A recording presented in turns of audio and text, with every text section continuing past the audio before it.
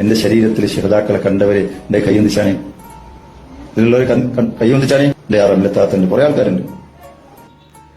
എടാ നീയേ എടാന്ന് തന്നെ വിളിക്കും. നിനക്ക് ഒരു കൈക്കോട്ടെടുത്ത് കൊത്താൻ പോവാണ് ഇതിനെക്കാട്ടി നല്ലത്.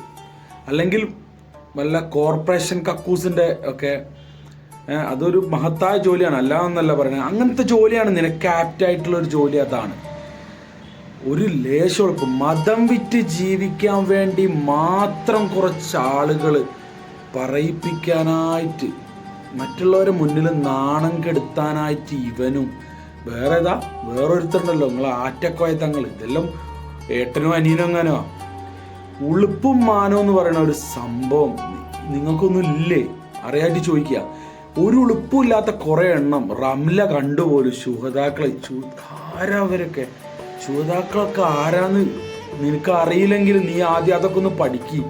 അത്രയും മഹാനുക്കളായിട്ടുള്ള ആളുകളെ പറ്റിയൊക്കെ, അവരൊക്കെ പേര് പറയാൻ അർഹനല്ലാത്ത നീയൊക്കെ എന്ത് നാണുണ്ടോ നിനക്ക് നാണുണ്ടോ?